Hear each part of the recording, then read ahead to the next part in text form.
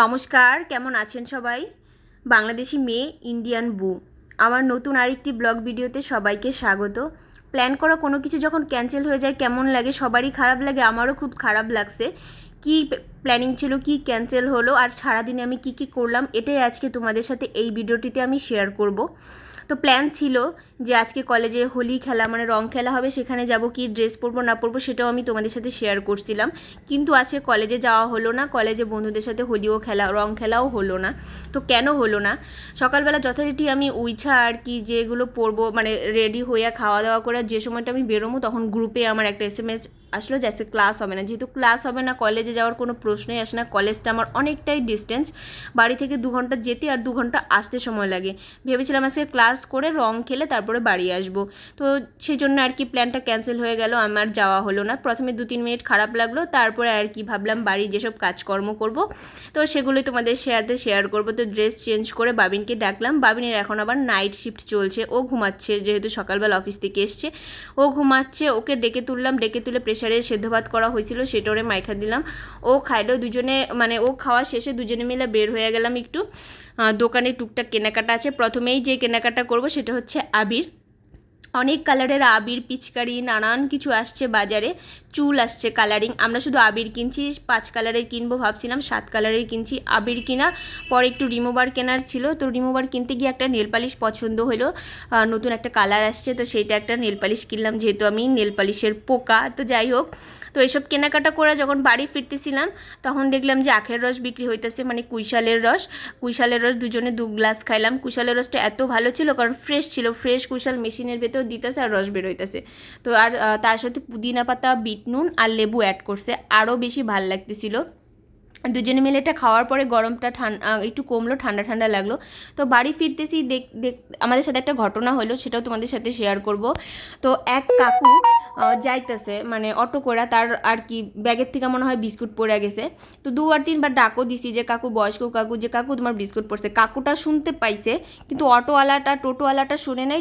টোটো চালায় চলে গেছে। ভাবলাম বিস্কুটটা দিয়ে আসি, পেছো গেছি, কিন্তু পেছনে গিয়েও লাভ হয় নাই, সেও টোটো আর খুঁজে পাই নাই। বাকি অনেক টোটো পাইছি, পরে কি আর করবো, সেরকম কোনো লোকজনও পাই নাই যে বিস্কুটটা তাদের দেব। যাই হোক, তো পরে দেখলাম 2টা কুকুরের বিস্কুট খাওয়ায়া আর কি বাড়ি চলে আসছি। তো যাই হোক, বাড়ি আসার পরে আমার কম্বল মানে শীত চলে গেছে, অনেক দিন হয়ে গেছে, কিন্তু কম্বল পরিষ্কার করা হয় নাই। কম্বল আমি রিজার্ভ করে রাখছিলাম যে যখন অনেক রোদ উঠবো তখন ধুয়ে দিব। পরে দেখলাম আজকে দুজনেই বাড়িতে আছি, তাহলে কম্বলটারে ভালোভাবে ধুয়ে দিই, দুজনে মিলে ধুলে ভালো পরিষ্কার হবে, কারণ কম্বল তো একা ধোয়া মেলা খুবই কষ্টদায়ক। তো পরে দুজনে মিলে ধুইয়া চিপা তারপরে ছাদে নিয়ে আসছি। প্রচুর রোদ, কড়া রোদ। তো ছাদে দুজনে মিলে কম্বল মেলে আসলাম। বাবিন স্নান করতে গেল, আমি একটা লস্যি যাই বলো না কেন সেটা ছিল, ফ্রিজে খাইলাম। খাওয়ার পরে ভাবলাম যে একটু ত্বকের যত্ন নিই, স্কিন কেয়ার করি, যেহেতু একটা না 2-3 দিন যাবত আর কি কলেজে যাইতেছি। তো রোদের যে একটা তাপ আজ সেটা তো মুখে পড়ছে। তো ভাবলাম যেহেতু ঘরে আছি, টাইমও আছে, মুখটার একটু যত্ন নিই। কালকে আবার দোল, একটু সাজুগুজু করবো। আজকে যদি একটু আর কি ফেস প্যাক টাইপ কিছু লাগাই তাহলে স্কিনটা ভালো থাকবে, কালকে সাজলেও একটু ভালো লাগবে। এই জন্য চন্দন গুঁড়োর সাথে একটু মধু মিশাইয়া মুখে লাগাইলাম। মুখে লাগানোর পরে 5 থেকে আর কি 7 মিনিট ওয়েট করতে হবে শুকানো অবধি, তারপরে আর কি ধুয়ে ফেললেই, হালকা কুসুম গরম জল দিয়ে ধুয়ে ফেললেই স্কিনটা চকচক করবে। তোমরাও ট্রাই করতে পারো, জিনিসটা খুব উপকারী। তো রিমুভার আনছিলাম, যেহেতু 5-7 মিনিট বসে থাকবো, এই জন্য 5-7 মিনিটের মধ্যে নেল পালিশটা তুলে ফেললাম পুরানো। তারপরে স্নান টান করা চলে আসছি জামা কাপড় মেলা দিতে, কারণ আমি স্নান করছি মনে হয় 2টা যাবত, এই জন্য আর ছাদে যাব না। আর স্নান করে ছাদে যাইতে ভালোও লাগতেছে না, এত রোদ। বারান্দায় সব জামা কাপড় মেলা দিলাম, যে যতটুকু রোদ আছে ততটুকু বিকালের মধ্যে শুকায় যাব, পরে তো ফ্যানের নিচে মেলা দিব, শুকিয়ে যাব। যাই হোক, তারপরে চুলটারে ভালোভাবে মুছা নিতেছি, এই জন্য কারণ আমার ঠান্ডার দোষ বলে, ঠান্ডার প্রবলেম বলে সেইটা আছে। আর অবেলায় বলে না, অবেলায় 2টার মতন বেজে গেছে, আমার টাইমের মধ্যে পড়ে না। 12টা-1টার মধ্যে, 12টা-11টার মধ্যে স্নান করি, সেখানে 2টায় স্নান করছি, একটু ঠান্ডা লাগতেই পারে। এই জন্য মাথা ভালোভাবে মুছে, মাথা আঁচড়িয়ে লক্ষ্মী বউর মতো এক চিলতি সিঁদুর আর একটা ছোট্ট টিপ পরে নিলাম, একদম লক্ষ্মীমন্ত বউ হয়ে। এবার যাব ঠাকুরের কাছে নম করতে। আমার একটা অভ্যাস আছে, অনেক দিন ধরে আমি এই অভ্যাসে নিজেকে পরিণত করেছি।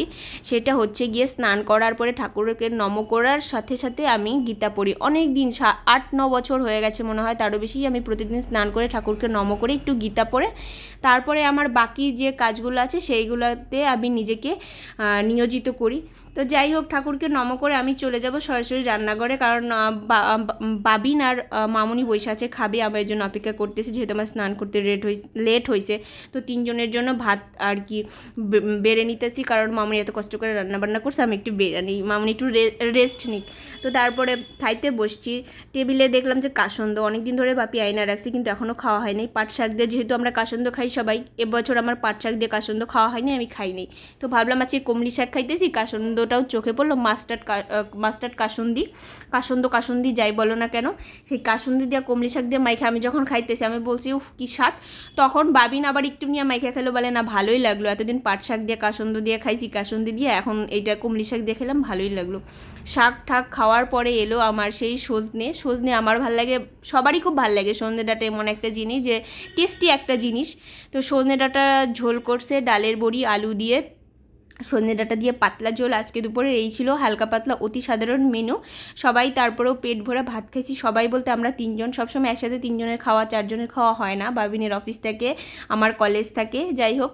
তো বাবিন যেহেতু আজকে অফিসে যায়নি, দুপুরে ছিল, 3 জন একসাথে খাবার খেলাম, থালা বাসনগুলো একটু ধুয়ে রেখে তারপর আমি আসছি কয়েকটা কাপড় চোপড় গোছায় রাখতে। আমার বিছানায় কিছু এলোমেলো কাপড় চোপড় ছিল, কারণ আমি এখন আর কি খাওয়া দাওয়া করছি, একটা ভাত ঘুম দিমু, রেস্ট নিমু। তো ভাবলাম যে একটু নেল পালিশটা পইরা তারপরে আর কি বিছানায় আর কি রেস্ট নিতে যাবো, কারণ ততক্ষণে শুকায়া যাবো, আবার কখন না কখন নেল পালিশটা পরবো তার ঠিক নাই।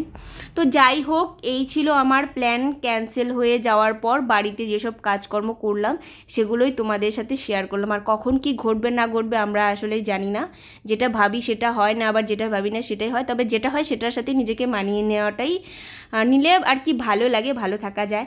তো আমার ভিডিও যদি তোমাদের ভালো লাগে প্লিজ একটু লাইক কমেন্ট সাবস্ক্রাইব করো। সবাই ভালো থেকো, সুস্থ থেকো, টাটা, দেখা হবে অন্য কোনো ভিডিওতে।